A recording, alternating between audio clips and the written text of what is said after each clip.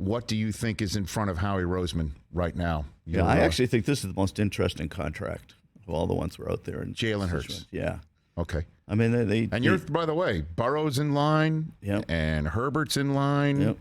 and I'm sure, there'll be all eyes to see how much guaranteed from them. What do you think? And this is why, to me, this is really interesting. I mean, the players should be fighting really hard for a short deal. All three of these guys, by the way. Mm-hmm. And if I'm Hurts, I'm actually sitting back, going to the Caribbean, let those other guys get their deals done, then I'm coming in. Mm-hmm. And I'm hoping they did 3 or 4 year deals, and I'm hoping they've pushed the $50 million mark up into the $50 to $55 million range. Mm-hmm. And I don't see any way you can walk into the Eagles' offices and say, I want what they got. I've accomplished comparable amount.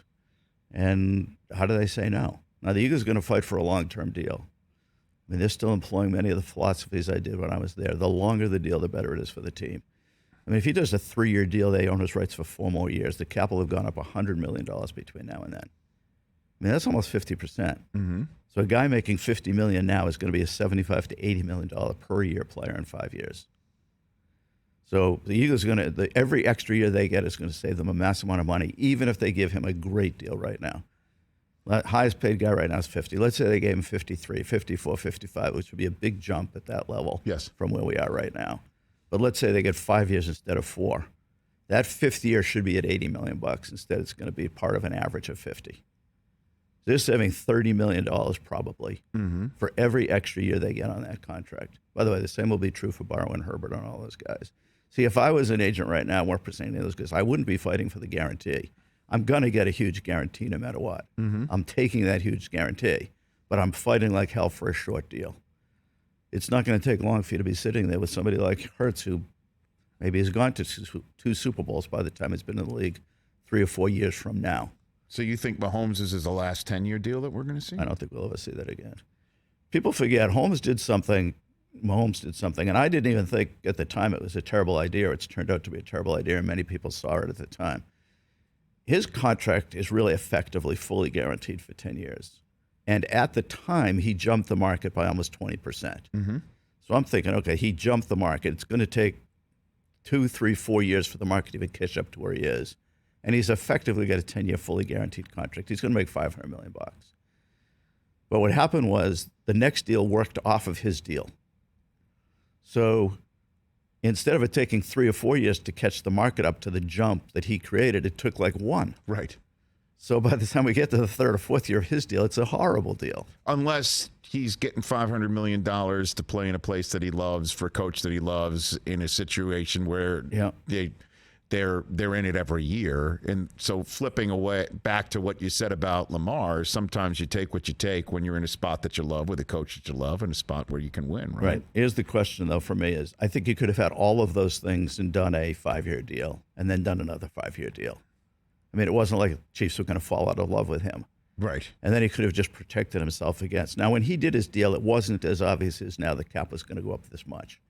We thought the cap was going to go up more. We got teams opening in places like LA. We have new TV market deals coming along. But he jumped the market by 20%. So at least for a while, maybe he's kind of ahead of the game.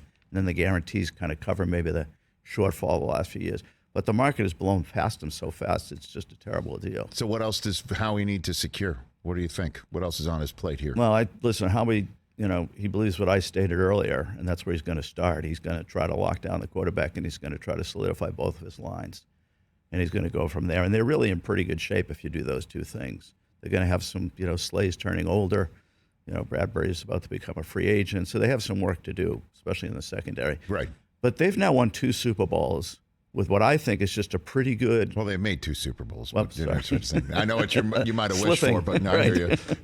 Right. But they did it with a secondary that most teams would not be playing in a Super Bowl with. Right. Because it's dominant defensive line, which is, Which Howie hit twice during the season as well with Joseph and Sue. He hit it on. He kept hitting it again and again. The good thing during the season. The good thing with the Eagles and Howie is you don't really have to work very hard to predict what they're going to do.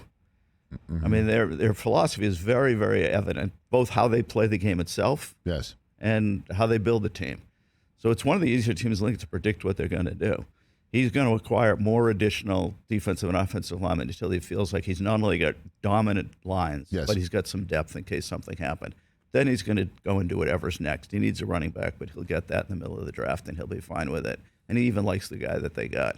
And they got to work on the secondary and the defense. They're going to lose a lot of players, but they're much closer to staying at the top than people realize, especially if Hurts plays. And they clearly hit on the coach. They hit on the coach. Who'd have thunk? I gave him incredible credit. It takes a lot because if you have a long coaching search, no matter how good it is, you're getting ripped. Mm-hmm. That's just the way it works. Mm-hmm. As it goes on, it appears to be, like you were ill-prepared. Yes. Like it's taking too long. Like people must be rejecting you. All that stuff starts to get speculated. So you've just got to really believe in yourself and just trust like none of this matters as long as in the end we win. So they went through a process there where they were just taking incredible heat. And from the outside, it did look like, but the reality is they were just like, we know what we're looking for. We haven't seen it yet. And then we're going to keep looking. And then his first press conference said, which he even used this year by showing it to his team. Sirianni used himself in his first press conference to show everybody how you can improve. Yeah. I've just loved everything that he's done. Yeah. From start to present, man. And both his assistants get rated.